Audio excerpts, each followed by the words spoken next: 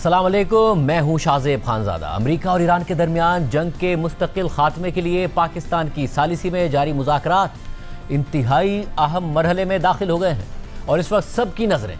ایران پر ہیں اور جنگ کے خاتمے سے متعلق امریکی تجویز پر ایران کے جواب کا انتظار کیا جا رہا ہے۔ اس ساری صورتحال میں پہلی دفعہ کسی ایرانی عہدیدار کی ایران کے نئے سپریم لیڈر مجتبی خامنائی سے براہ راست ملاقات کی تفصیلات بھی سامنے آ گئی ہیں، جبکہ امریکی میڈیا رپورٹس کے مطابق ایران کی جانب سے آج جواب سامنے آنے کا امکان ہے۔ ایسے میں امریکی صدر ٹرمپ مسلسل یہ دعویٰ کر رہے ہیں کہ ایران معاہدہ چاہتا ہے اور یہ معاہدہ ایک ہفتے کے اندر طے پا سکتا ہے، مگر ساتھ ہی ٹرمپ بار بار ایران کو معاہدے پر اتفاق نہ کرنے کی صورت میں دوبارہ بمباری کی دھمکیاں بھی دے رہے ہیں۔ اس پوری صورتحال کے دوران آج نائب وزیر اعظم اور وزیر خارجہ اسحاق ڈار اور ایران کے وزیر خارجہ عباس عراقچی کے درمیان اہم ٹیلی فونک رابطہ بھی ہوا ہے۔ ایران کی جانب سے جاری بیان کے مطابق وزیر خارجہ عباس عراقچی نے اپنے پاکستانی ہم منصب اسحاق ڈار کے ساتھ گفتگو میں تازہ ترین پیش رفت اور جاری مذاکرات پر تبادلہ خیال کیا اور دونوں رہنماؤں نے اس بات پر زور دیا کہ بات چیت اور سفارتکاری کے عمل کو جاری رکھنا نہایت ضروری ہے، جبکہ پاکستان کے دفتر خارجہ نے اس حوالے سے جاری اعلامیہ میں کہا ہے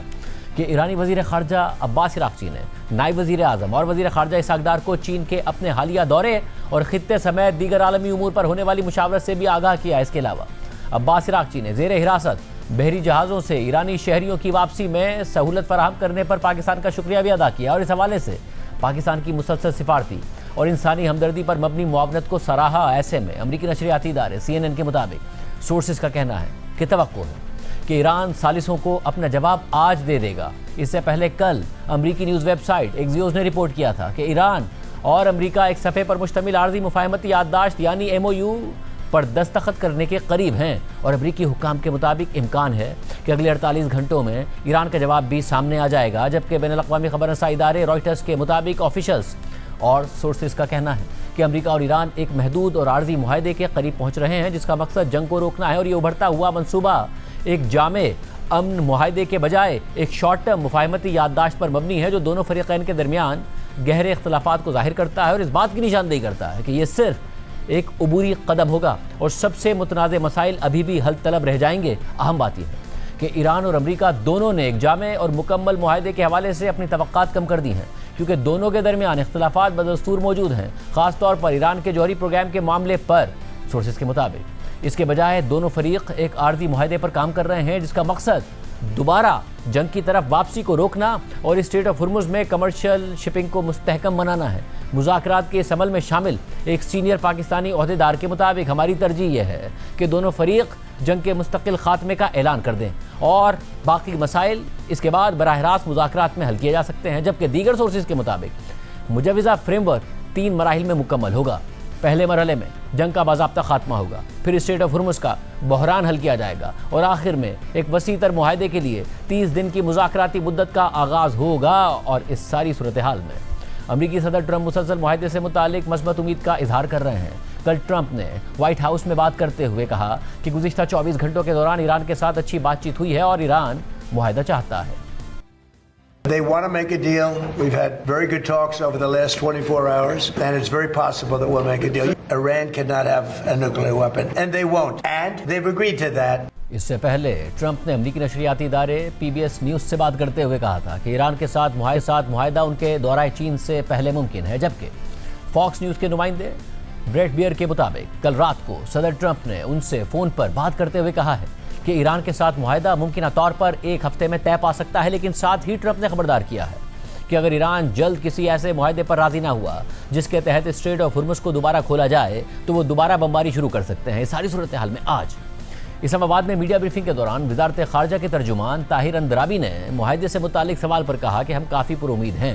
اور سادہ جواب یہ ہے کہ ہم جلد یا بدیر معاہدے کی توقع رکھتے ہیں، لیکن ناظرین فی الحال ایران کی جانب سے باضابطہ طور پر صرف یہی کہا جا رہا ہے کہ وہ امریکہ کی نئی تجویز کا جائزہ لے رہے ہیں اور کسی نتیجے پر پہنچنے کے بعد وہ جلد ہی پاکستان کو اپنا جواب فراہم کر دیں گے۔ اور آج بھی اب سے تھوڑی دیر پہلے ایران کی وزارت خارجہ کے ترجمان اسماعیل بقائی نے کہا ہے کہ ایران ابھی تک امریکی تجویز کے بارے میں حتمی نتیجے پر نہیں پہنچا ہے اور نہ ہی امریکی تجویز کے بارے میں کوئی جواب دیا ہے۔ تاہم کل رات کو ایرانی پارلیمنٹ کے اسپیکر محمد باقر قلیباف نے ٹرمپ کی جانب سے پروجیکٹ فریڈم کو روکنے کے اعلان اور ٹرمپ کے قریب سمجھے جانے والے امریکی media out let's Fox news اور ایکزیوس کی خبروں پر طنز کرتے ہوئے ایکس پر لکھا کہ آپریشن ٹرسٹ می برو ناکام ہو گیا۔ اب معمول کے مطابق آپریشن فاکزیوس کی طرف واپسی ہو گئی ہے۔ دوسری جانب آج ایران سے ایک اور اہم خبر سامنے آئی ہے اور ایران کے صدر مسعود پزشکیان نے پہلی بار عوامی سطح پر ایران کے سپریم لیڈر مجتبیٰ خامنہئی سے اپنی ملاقات کا ذکر کیا ہے اور ان کے حوالے سے تفصیلات بتائی ہیں۔ صدر مسعود پزشکیان نے ایک اجلاس کے دوران سپریم لیڈر مجتبیٰ خامنہئی سے ہونے والی اپنی ملاقات کا حوالہ دیتے ہوئے کہا کہ یہ ملاقات انتہائی گرم جوشی کے ساتھ اور دوستانہ ماحول میں ہوئی اور ہماری گفتگو تقریباً 2.5 گھنٹے تک جاری رہی۔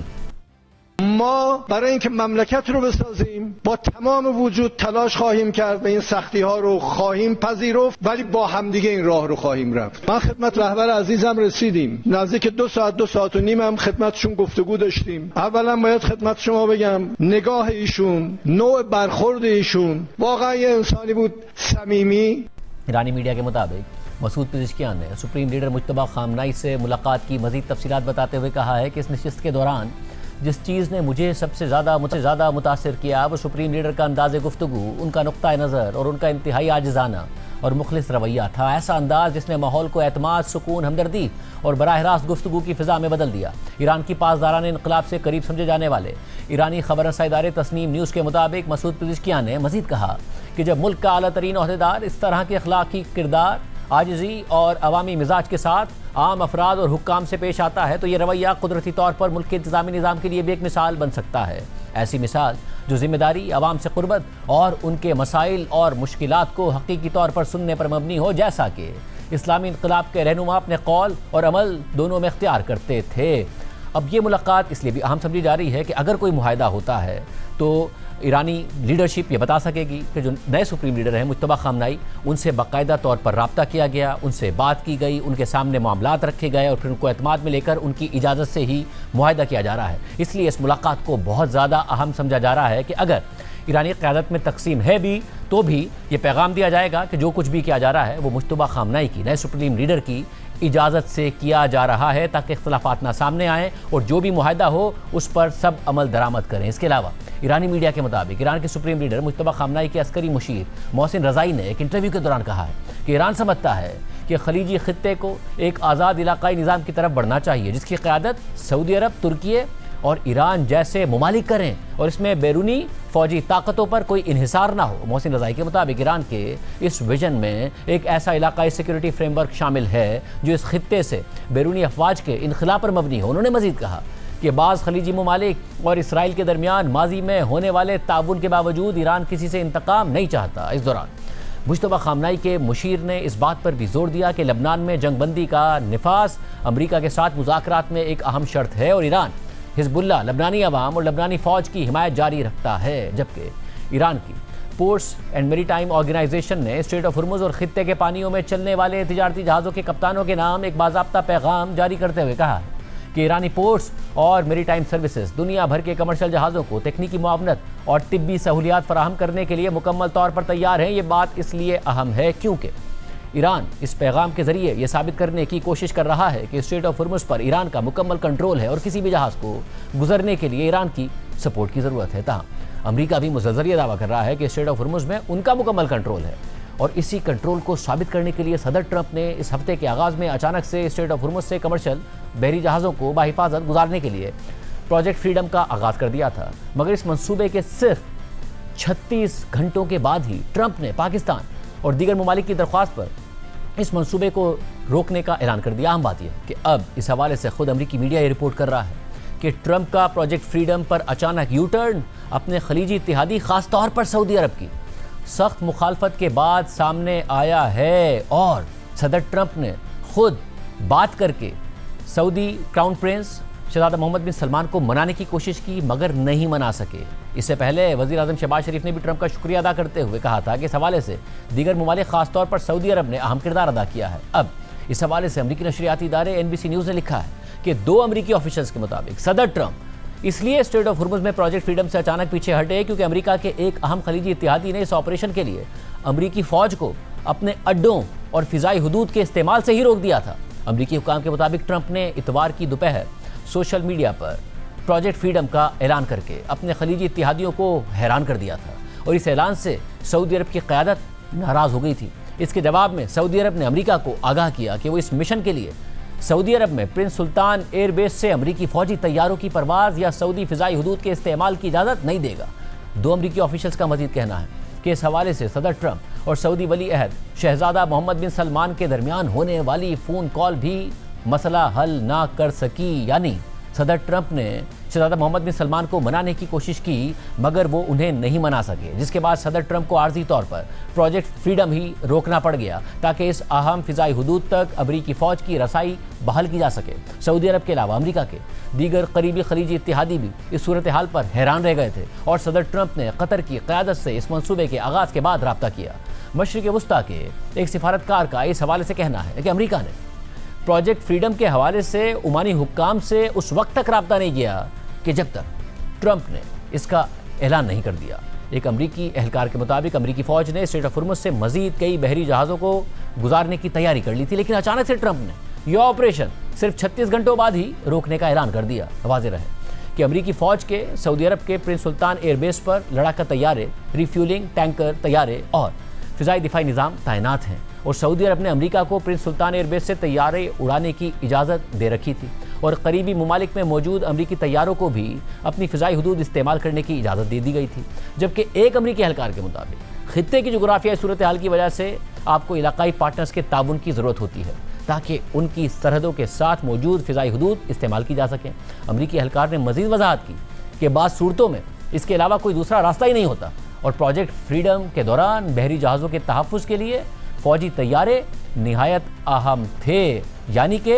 सऊदी अरब की एयरबेस बहुत ज़्यादा अहम थी, दीगर बेसिस बहुत ज़्यादा अहम थी जो बुनियादी तौर पर एक दिफाई हिफाजती हिसार फराहम कर रहे थे ये जहाज़। ऐसे में अमरीकी फ़ौज किसी दूसरे मुल्क की सरजमीन इस्तेमाल करने की इजाज़त को ABO यानी axis basin and over flight कहती है और इसके तहत लड़ाका तैयारों, रिफ्यूलिंग तैयारों और दीगर सपोर्ट तैयारों को अहम इलाकाई इत्तेहादियों से परवाज़ की इजाज़त दरकार होती है। NBC न्यूज़ की रिपोर्ट में मज़ीद लिखा है कि सऊदी अरब और उर्दन तैयारों को खित्ते में अड्डा फराहम करने के लिए निहायत अहम है। कुवैत ओवरफ्लाइट के लिए बहुत अहम है, जबकि ओमान ओवरफ्लाइट और नेवल लॉजिस्टिक्स दोनों के लिए अहम किरदार अदा करता है। यानी अरब ममालिक ख़ास तौर पर सऊदी अरब का ताउन इस प्रोजेक्ट के लिए बहुत ज़रूरी था, मगर खबर के मुताबिक सऊदी अरब ने इनकार कर दिया और फिर सदर ट्रंप ने प्रोजेक्ट फ्रीडम को ही रोक दिया। यानी सदर ट्रंप ने एक और प्रोजेक्ट शुरू किया जिसमें अपने अरब इत्तेहादियों को एतमाद में नहीं लिया और फिर अरब इत्तेहादी नाराज़ हो गया और वो प्रोजेक्ट ही रोकना पड़ गया। और इस सारी सूरत हाल में कल रात को तेहरान में हुकूमत की हिमायत में शहरियों की बड़ी तादाद सड़कों पर निकल आई और उनके हाथ में ईरान के शहीद सुप्रीम लीडर आयतुल्लाह अली ख़ामनेई की तस्वीर के साथ साथ ईरान के परचम भी थे और वो इसराइल और अमरीका के ख़िलाफ़ और ईरानी हुकूमत के हक़ में नारे लगा रहे थे।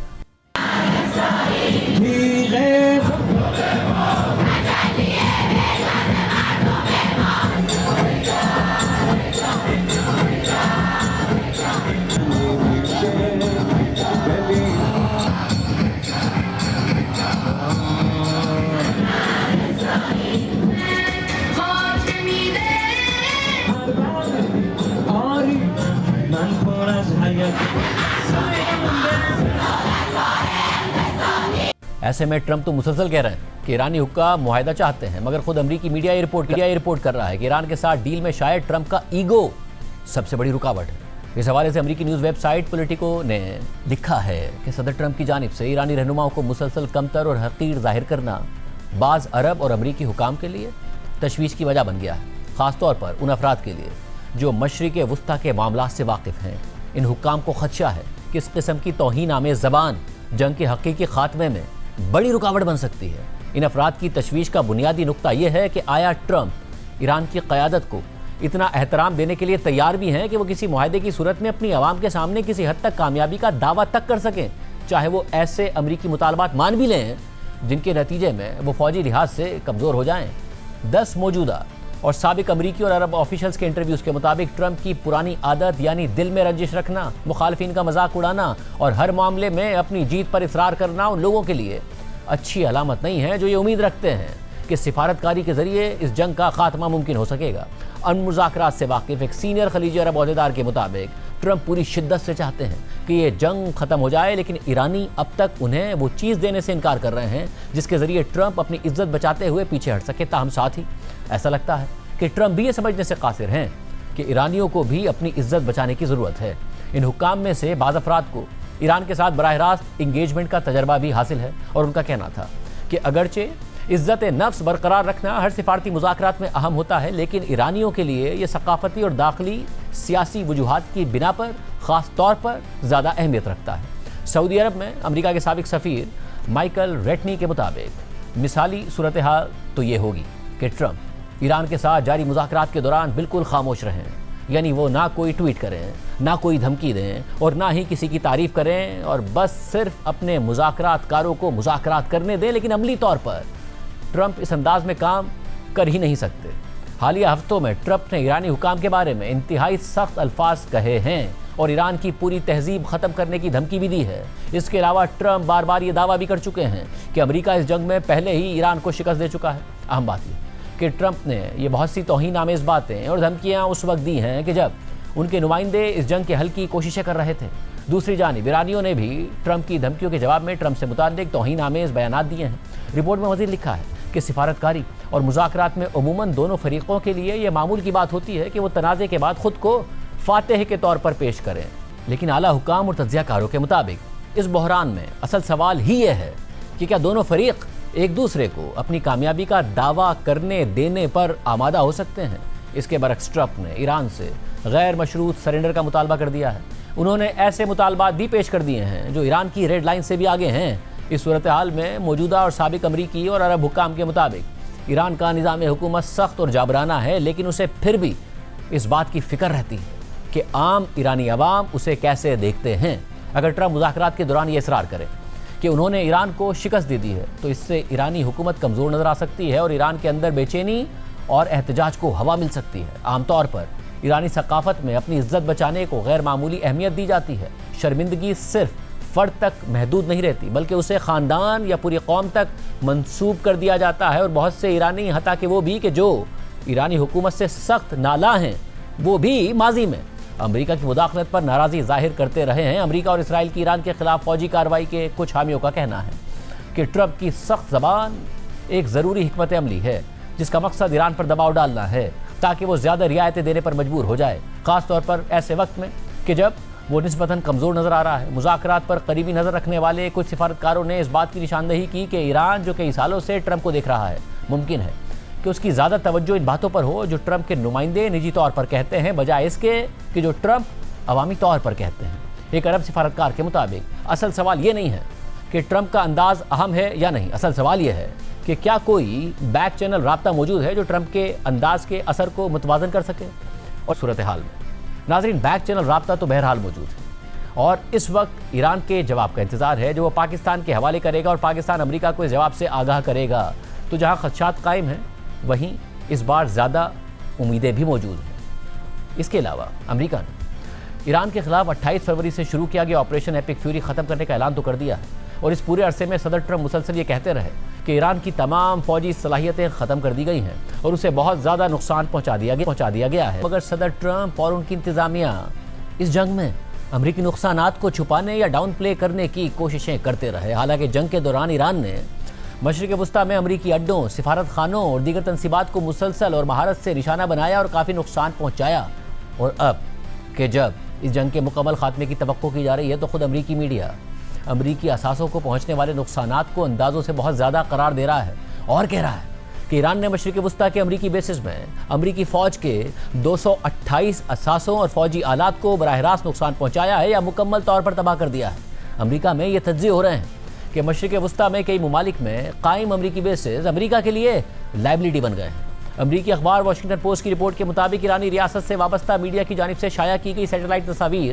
جن کی واشنگٹن پوسٹ نے خود بھی تصدیق کی ہے، ان سے ظاہر ہوتا ہے کہ ایران نے اس جنگ کے دوران مشرق وسطیٰ میں امریکی فوج کے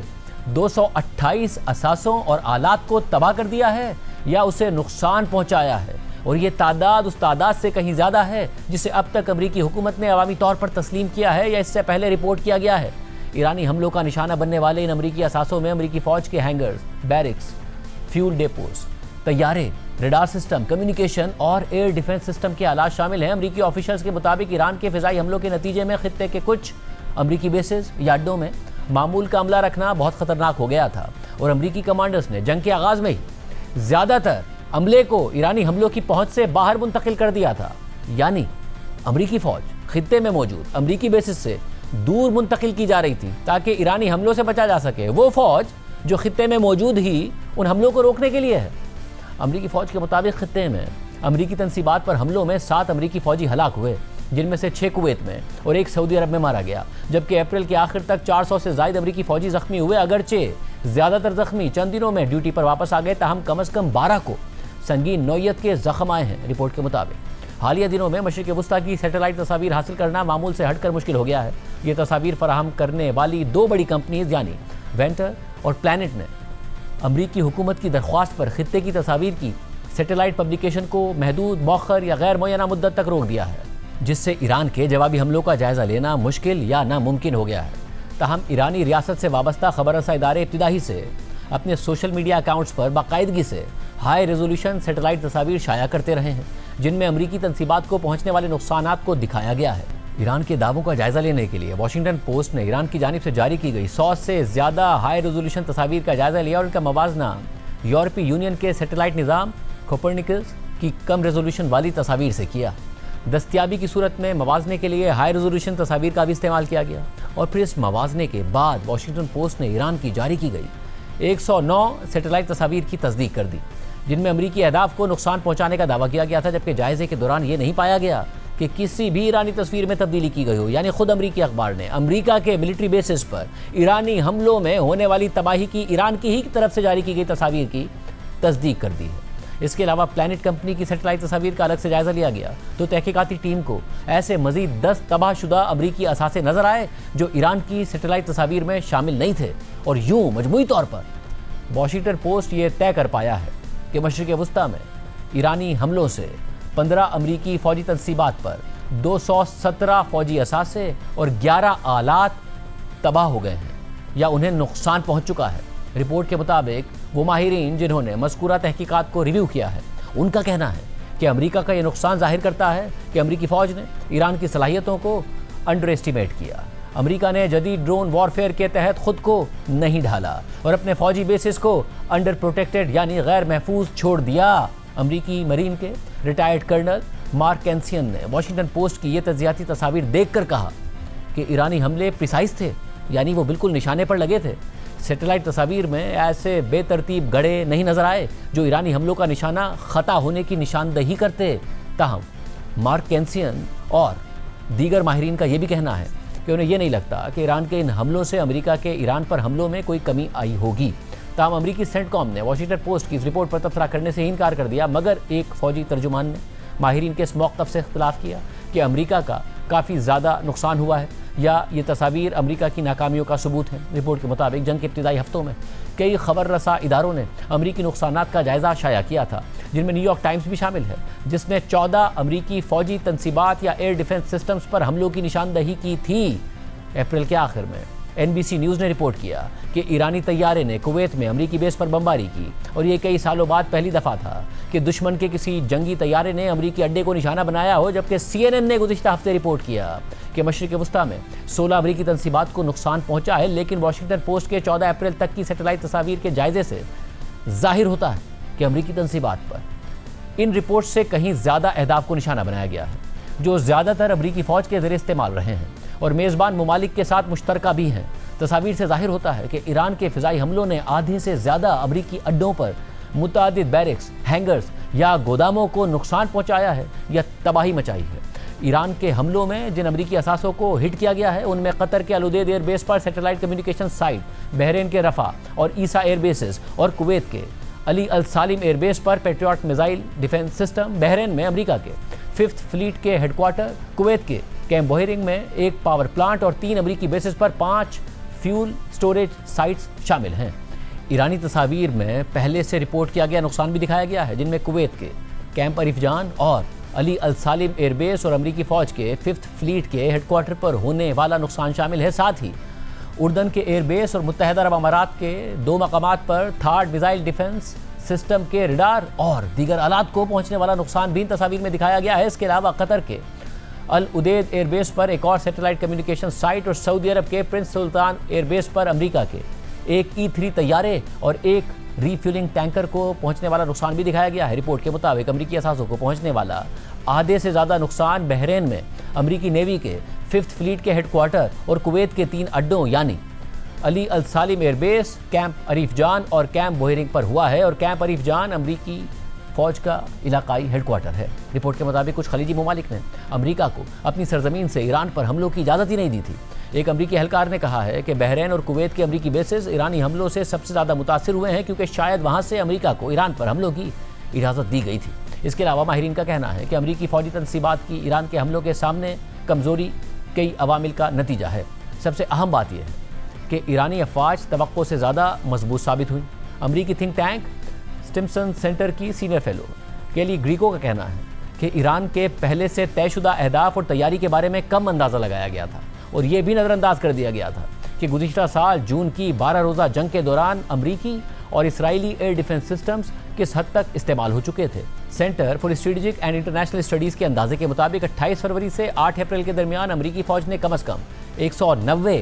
تھاڈ انٹرسیپٹرز اور 1060 پیٹریوٹ انٹرسیپٹرز استعمال کیے، جو جنگ سے پہلے کے ان دونوں میزائلز کے ذخیرے کا بالترتیب 53% اور 43% بنتے ہیں۔ رائل یونائٹڈ سروسز انسٹیٹیوٹ کے جسٹن برانک کا کہنا ہے کہ امریکی افواج اور اتحادیوں کے ایئر ڈیفنس نے ایرانی حملوں کو روکنے میں متاثر کن کام کیا، لیکن اس میں بہت زیادہ لاگت آئی ہے۔ ماہرین نے مزید کہا کہ امریکی فوج نے ڈرونز کے استعمال کے حوالے سے خود کو مناسب حد تک تیاری نہیں کیا تھا، حالانکہ انہیں یوکرین کی جنگ سے یہ سبق سیکھ لینا چاہیے تھا کہ اگرچہ ان ڈرونز کا دھماکہ خیز مواد کم ہوتا ہے، لیکن انہیں روکنا زیادہ مشکل ہوتا ہے اور ان کا نشانہ زیادہ ٹھیک ہوتا ہے، جس سے یہ ڈرونز امریکی افواج کے لیے بڑا خطرہ بن جاتے ہیں۔ رپورٹ کے مطابق خطے میں امریکی اڈوں پر ایرانی حملوں نے امریکہ کے فوجی منصوبہ سازوں کو نئے فیصلوں پر غور کرنے پر مجبور کر دیا ہے۔ 2 امریکی اہلکاروں نے کہا کہ امریکی افواج شاید مستقبل میں خطے کے اپنے بیسز یا اڈوں پر بڑی تعداد میں واپس نہ آئیں، تاہم ابھی اس حوالے سے حتمی فیصلہ نہیں کیا گیا۔ امریکی ایئر فورس کے ریٹائرڈ آفیسر میکسیملن بریمر کا کہنا ہے کہ ہم اسٹیلتھ یا جنگ کے دور سے نکل کر ایک ایسے مرحلے میں داخل ہو چکے ہیں جہاں پورا میدان جنگ شفاف یا واضح ہوتا جا رہا ہے۔ ہم چاہتے ہیں کہ ہم صرف حملہ کرنے کی پوزیشن میں رہیں، مگر اپنے فوجی اڈوں کی وجہ سے ہم واضح طور پر دفاعی پوزیشن میں بھی ہیں۔ ناظرین، دوسری طرف ایران پر امریکی اور اسرائیلی حملے کا ایک مقصد ایران کے جوہری پروگرام کا خاتمہ بھی تھا، مگر ٹرمپ یہ مقصد حاصل کرنے میں بھی ناکام دکھائی دیتے ہیں۔ اس حوالے سے امریکی ٹی وی CNN نے ایک رپورٹ میں بتایا ہے کہ ایرانی جوہری پروگرام کو امریکی اور اسرائیلی توقعات سے بہت کم نقصان پہنچا ہے۔ اور ناظرین، اس جنگ میں امریکہ بار بار اعلان تو یہ کرتا ہے کہ ایران کو نیوکلیئر ہتھیار نہیں بنانے دیں گے، مگر اب تو الٹا امریکہ میں اسرائیلی جوہری پروگرام کے بارے میں ہی ٹرمپ انتظامیہ سے سوالات شروع ہو گئے ہیں۔ امریکی اخبار واشنگٹن پوسٹ نے لکھا ہے کہ کچھ ڈیموکریٹس صدر ٹرمپ پر زور دے رہے ہیں کہ وہ اسرائیل کے جوہری ہتھیاروں کے بارے میں خاموشی توڑ دیں۔ 30 اراکین کانگریس کے ایک خط میں مطالبہ کیا گیا ہے کہ اسرائیل کے خفیہ جوہری ہتھیاروں کے ذخیرے کو ظاہر کیا جائے اور ٹرمپ انتظامیہ اسرائیل کے غیر اعلانیہ جوہری پروگرام کو عوامی طور پر تسلیم کرے۔ یہ قدم کئی دہائیوں پرانی امریکی پالیسی کو ختم کر دے گا، لیکن اس بات کی تصدیق کر دے گا کہ جو 1960 کی دہائی کے آخر سے اب تک انٹیلیجنس حکام کے درمیان ایک کھلا راز رہی ہے۔ امریکی وزیر خارجہ مارکو روبیو کو لکھے گئے خط میں وکیل کاسترو کی قیادت میں 2 درجن سے زائد اراکین کانگریس نے کہا ہے کہ ایران جنگ کے دوران اور فوجی کشیدگی کے شدید خطرے کے ماحول میں اسرائیل کے جوہری پروگرام پر امریکی خاموشی ناقابل دفاع ہے۔ اس ماحول میں غلط اندازے، کشیدگی میں اضافہ اور جوہری ہتھیار کے استعمال کے خطرات محض مفروضہ نہیں ہیں۔ کانگریس کی آئینی ذمہ داری ہے کہ اسے مشرق وسطیٰ میں جوہری توازن، ایران جنگ میں کسی بھی فریق کی جانب سے کشیدگی بڑھنے کے خطرے اور ایسے حالات کے لیے امریکی انتظامیہ کی منصوبہ بندی کے بارے میں مکمل معلومات دی جائیں، لیکن ہمیں یہ معلومات نہیں دی جا رہی ہیں۔ امریکی حکام کے مطابق ٹرمپ انتظامیہ کے اندر بھی کچھ لوگ جوہری کشیدگی کے خطرات پر تشویش رکھتے ہیں اور سمجھتے ہیں کہ اسرائیل کی ریڈ لائنز شاید واضح طور پر سمجھی ہی نہیں گئی ہیں۔ رپورٹ میں مزید لکھا ہے کہ اسرائیل اپنے جوہری پروگرام کو تسلیم نہیں کرتا، جو 1950 کی دہائی کے آخر میں خفیہ طور پر شروع کیا گیا تھا، اور اسرائیل نے یہ بھی واضح نہیں کیا ہے کہ وہ اپنے جوہری ہتھیاروں کو کس طرح استعمال کر سکتا ہے، کس صورت میں استعمال کر سکتا ہے۔ اخبار کے مطابق یہ خط ڈیموکریٹک پارٹی کے اندر اسرائیل کے بارے میں بدلتے ہوئے موقف کی ایک نئی علامت ہے، خاص طور پر غزہ، مغربی کنارے اور لبنان میں شہریوں کی ہلاکتوں اور ایران جنگ کے لیے واشنگٹن میں اسرائیل کی لابنگ پر بڑھتی ہوئی ناراضی کے تناظر میں اسرائیل کے جوہری پروگرام پر کتاب لکھنے والے اسکالر ایبنر کوہن نے کہا کہ یہ خط نصف صدی سے جاری ایک ممنوعہ روایت کو توڑ دیتا ہے۔ پہلے لوگ اس موضوع پر بات کرنے کی ہمت ہی نہیں کرتے تھے، اور اب بھی اس پر عوامی سطح پر سوال اٹھانا روایت سے ہٹ کر ہے۔ اس خاموشی کی بنیاد 1969 میں صدر نکسن اور اسرائیلی وزیر اعظم گولڈا مائر کے درمیان ایک غیر رسمی معاہدے کے تحت پڑی، جس میں امریکہ نے اسرائیل کی جوہری ابہام کی پالیسی کو قبول کر لیا اور اسے عالمی نگرانی سے بچانے پر رضامندی ظاہر کر دی، ورنہ اسرائیل امریکہ کے بغیر اس پالیسی کو اتنے عرصے تک برقرار نہیں رکھ سکتا تھا۔ رپورٹ کے مطابق مارکو روبیو کو خط لکھنے والے اراکین کانگریس کا کہنا ہے کہ یہ پالیسی اب امریکہ کی ساکھ کو نقصان پہنچا رہی ہے، کیونکہ امریکہ ایران، سعودی عرب اور متحدہ عرب امارات کے جوہری پروگرام کو محدود کرنے کی کوشش کرتا ہے، مگر اسرائیل کے پروگرام کو تسلیم کرنے سے بھی انکار کرتا ہے۔ ڈیموکریٹ اراکین نے لکھا ہے کہ ہم اس وقت تک مشرق وسطیٰ کے لیے مؤثر نان پرولیفریشن یعنی جوہری عدم پھیلاؤ کی پالیسی نہیں بنا سکتے کہ جب تک ایک مرکزی فریق کے جوہری ہتھیاروں پر سرکاری خاموشی برقرار رکھی جائے۔ آرمز کنٹرول ایسوسی ایشن کے سربراہ ڈیرل کمبل نے کہا کہ اسرائیل اس موجودہ صورتحال کو تبدیل کرنے کے سخت خلاف ہے، کیونکہ اعتراف نہ کرنا اسے خطے کے دیگر ممالک کی جوہری سرگرمیوں پر توجہ مرکوز کرنے کا موقع دے دیتا ہے۔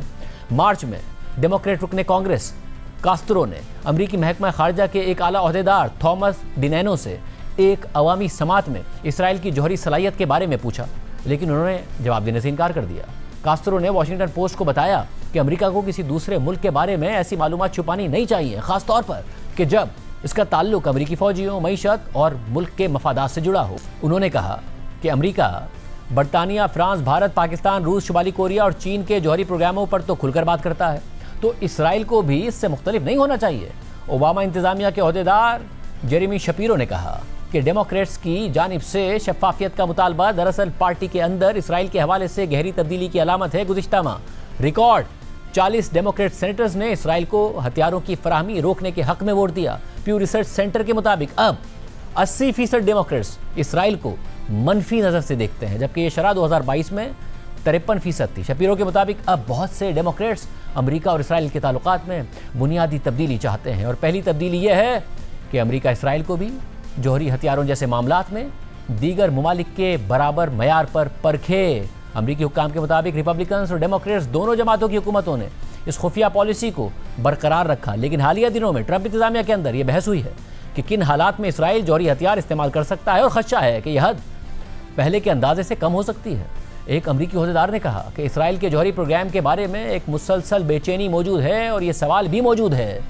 کہ وہ کن حالات میں جوہری ہتھیار استعمال کر سکتا ہے۔ امریکی حکام خاص طور پر اس امکان پر غور کر رہے ہیں کہ اگر اسرائیل کا ایئر ڈیفنس نظام شدید حملوں سے ناکام ہو جائے اور شہری ہلاکتیں بہت زیادہ ہو جائیں تو کیا اسرائیل جواب میں جوہری حملہ کر سکتا ہے؟ یہ موضوع اکثر زیر بحث آتا رہا ہے۔ مارچ میں ایران کے میزائلوں نے ڈیمونا اور اراد نامی شہروں کو نشانہ بنایا، جو اسرائیل کی اہم جوہری تنصیبات کے قریب ہیں۔ اس حملے سے کوئی تابکاری حادثہ تو نہیں ہوا، لیکن اس نے اسرائیل کے دفاعی نظام کی کمزوری ظاہر کر دی۔ ڈیموکریٹس کے خط میں اسرائیل کے جوہری پروگرام کے بارے میں تفصیلی معلومات مانگی گئی ہیں، جن میں افزودگی کی صلاحیت، جوہری مواد کی تیاری کی جگہیں، اور یہ کہ کیا اسرائیل نے امریکہ کو اپنی ریڈ لائنز بتائی ہیں یا نہیں بتائی ہیں، شامل ہیں۔ کاسترو کے مطابق وہ ٹرمپ انتظامیہ کا جواب موصول ہونے کے بعد اسے عوام کے سامنے لائیں گے۔ اگر کچھ معلومات صرف خفیہ سطح پر دی جا سکتی ہیں تو وہ انہیں چھپانے پر آمادہ ہیں، لیکن وہ اس بنیادی سوال سے پیچھے نہیں ہٹیں گے کہ اسرائیل کے پاس جوہری ہتھیار ہیں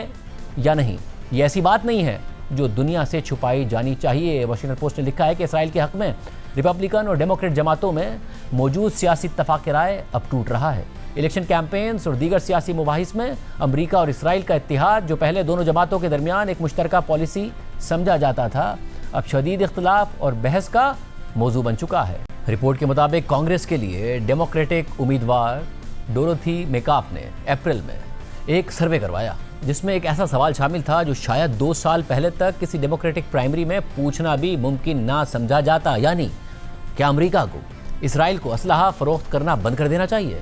ورجینیا کی سابق خاتون اول کے اس سروے نے ظاہر کیا کہ امریکہ اور اسرائیل کا تعلق کس تیزی سے ایک متفقہ قومی پالیسی سے بدل کر دونوں جماعتوں کے اندر تقسیم پیدا کرنے والا مسئلہ بن گیا ہے۔ مارچ کے آخر میں ہونے والے ایک CNN سروے کے مطابق تقریباً آدھے ریپبلکنز یعنی 47% اور 72% ڈیموکریٹس نے کہا کہ اسرائیل کی حمایت ان کی اپنی جماعتوں کے اندر مسائل پیدا کر رہی ہے۔ اب کچھ ڈیموکریٹ اور ریپبلکن امیدوار اسرائیل کو دی جانے والی امریکی امداد ختم کرنے کے نعرے پر بھی الیکشن لڑ رہے ہیں۔ ڈیموکریٹس جو پہلے ہی غزہ میں اسرائیلی جنگ پر شدید ناراض تھے، اب ایران جنگ میں اسرائیل کے کردار کو استعمال کرتے ہوئے صدر ٹرمپ اور ریپبلکنز پر تنقید کر رہے ہیں۔ गुज़िश्ता माह सेनेटर बर्नी सैंडर्स की इसराइल को असलहे की फ़रोख्त रोकने की करारदाद के हक़ में 40 डेमोक्रेट सेनेटर्स ने वोट दिया, जबकि जुलाई में इसी नौइयत की करारदाद के हक़ में सिर्फ 27 वोट आए थे। इसराइल की हिमायत करने वाले सियासी ग्रुप्स की हिमायत अब अमरीकी इंतखाबी उम्मीदवार के लिए सियासी बोझ बनती जा रही है और बहुत सारे उम्मीदवार ये बात करते नजर आ रहे हैं, खासतौर पर मिशिगन में, जहां डेमोक्रेट्स सेनेट में अक्सरियत हासिल करने की उम्मीद लगाए बैठे हैं। एडम हमावी एक फौजी सर्जन है और गजा में रजाकाराना खिदमात अंजाम दे चुके हैं। वो न्यू जर्सी से डेमोक्रेटिक उम्मीदवार हैं और उन्हें फ़लस्तीन के हामी अमेरिकन प्रायोरिटीज़ नामी ग्रुप की जानिब से $20 लाख की इमदाद हासिल है। उनका कहना है कि इसराइल के हवाले से जो सोच परवान चढ़ रही है, अमरीका यही चाहता है, लेकिन बदकिस्मती से दोनों जमातों की क़यादत अवाम की बात सुनने को तैयार नहीं है। अगर वो आइंदा इंतखाबात में जीतना चाहते हैं तो आप देखेंगे कि पहले की निस्बत ज़्यादा लोग इसराइल पर तनकीद करेंगे। दूसरी जानिब राइट विंग में भी ट्रंप को अपने ही हामियों की मुखालफत का सामना है, जो कहते हैं कि ईरान जंग ट्रंप के अमरीका फर्स्ट वादे के खिलाफ है। सदर ट्रंप और उनके इत्तेहादी इसराइल मुखालिफ आवाज़ों को खामोश कराने की कोशिशें कर रहे हैं, जिनमें पॉडकास्टर टकर कार्लसन, साबिक एंटी टेररिज्म ऑफिसर जो कैंट, साबिक रुकन कांग्रेस मार्जरी टेलर ग्रीन और मौजूदा रुकन कांग्रेस थॉमस मेसी शामिल हैं। जो कैंट ने मार्च में नेशनल काउंटर टेररिज्म सेंटर के डायरेक्टर के ओहदे से इस्तीफा देते हुए कहा था कि यह बात बिल्कुल वाज़ेह है कि हम ईरान जंग इसराइल और उसकी ताकतवर अमरीकी लॉबी के दबाव की वजह से शुरू कर बैठे। रिपब्लिकन पार्टी में भी कुछ कमज़ोर मगर नुमाया उम्मीदवार खुलकर इसराइल मुखालिफ मुहिम चला रहे हैं। क्राइम ब्रेक शामिल करते हैं।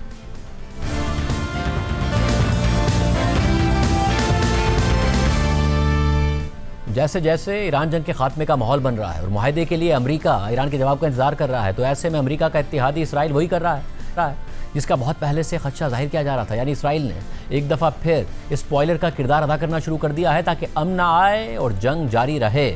अमेरिका ने इसराइल और लबनान के दरमियान 16 अप्रैल को सीज़ फायर करवाया था, मगर इसराइल जनूबी लबनान में तो मुसलसल सीज़ फायर की खिलाफ वर्जियाँ कर ही रहा था। लेकिन कल सीज़ फायर के बाद पहली दफ़ा इसराइल ने लबनान के दारुल हुकूमत बैरूत पर हमला कर दिया। गुज़िश्ता रात इसराइली जंगी जहाज़ों ने बैरूत के जनूबी इलाके पर बमबारी शुरू कर दी, जिससे वहाँ बड़े धमाके सुने गए, बहुत ज़्यादा तबाही हुई। इसराइल ने बैरूत पर इस हमले की तस्दीक करते हुए कहा है कि इसराइली फ़ौज ने इस हमले में हिज़्बुल्लाह की रदवान फोर्स के कमांडर को निशाना बनाया है। खुद इसराइली वज़ीर आज़म नेतन्याहू ने अपने बयान में कहा है कि बैरूत में हिज़्बुल्लाह की रदवान फोर्स के कमांडर को निशाना बनाने की हिदायत इसराइली वज़ीर दिफा के साथ मैंने खुद दी थी। वाज़ेह रहे कि 28 फरवरी को ईरान पर अमरीकी और इसराइली हमलों के बाद से लबनान में एक दिन भी सुकून से नहीं गुजरा है। 16 अप्रैल को अमरीका की सालिसी से होने वाला सीज़ फायर भी मौसर नहीं रहा है। जनूबी लबनान में इसराइली फोर्सेस और हिज़्बुल्लाह के दरमियान झड़पें वैसे ही जारी हैं जैसे जंग के आगाज़ में हो रही थीं। इसराइली फोर्सेस जनूबी लबनान में कई किलोमीटर का इलाका अपने कब्जे में ले चुकी हैं, मज़ीद आगे बढ़ने और अपने कब्जे को मुस्तहकम करने की कोशिशें कर रही हैं। गुज़िश्ता रोज़ जनूबी और मशरक़ी लबनान में इसराइली फ़ौज के हमलों में कम से कम 13 अफराद मारे गए और जनूबी लबनान में कई इमारतें तबाह कर दी गई। अहम बात यह भी है कि इसराइल ना सिर्फ ईरान और अमेरिका के मुज़ाकरात को नाकाम बनाने के लिए स्पॉइलर का किरदार अदा कर रहा है, बल्कि सदर ट्रंप की हिदायत को भी नज़रअंदाज कर रहा है, जिससे सवाल उठ रहा है कि क्या सदर ट्रंप अवामी सतह पर जो बयानात देते हैं वो महज बयानात ही होते हैं और पसे पर्दा कहानी कुछ और होती है और फिर होता वही है जो नेतन्याहू चाहते हैं। गुज़िश्ता दिनों ट्रंप ने अमरीकी न्यूज़ वेबसाइट एक्सियोस से बात करते हुए कहा था कि उन्होंने इसराइली वज़ीर आज़म नेतन्याहू से कहा है कि वो लबनान में इमारतों को निशाना ना बनाएं, क्योंकि ऐसा करने से इसराइल बुरा दिखाई देता है। लेकिन फिर सदर ट्रंप की हिदायत के चंद घंटे बाद ही नेतन्याहू ने अपने एक्स हैंडल से लबनान में इमारतों को तबाह करने की वीडियो जारी कर दी और फिर ऐसी ही एक और वीडियो पोस्ट कर दी। दूसरी जानिब इसराइल गजा में भी सीज़ फायर की मुसलसल खिलाफवर्जियाँ कर रहा है। गजा सिटी में इसराइली फोर्सेज ने हमास के पॉलिटिकल ब्यूरो के सरबराह खलील हैया के बेटे को गुज़िश्ता रात निशाना बनाया, जिसमें वो शदीद ज़ख्मी हो गए और फिर उनकी जान न बच सकी। यह हमला इस लिहाज से अहम है क्योंकि खलील हैया जंगबंदी के लिए होने वाले मुज़ाकरात में हमास के वक्त की क़यादत कर रहे थे और उन मुज़ाकरात के दौरान भी कतर में इसराइल ने मिसाइल हमला कर दिया था। खलील हैया बाल बच गए थे और कतर ने उस हमले पर शदीद एहतजाज किया था। यानी इसराइल को कोई रोकने वाला नहीं। आज के प्रोग्राम में इतना ही। इजाज़त दीजिए। अल्लाह हाफ़िज़।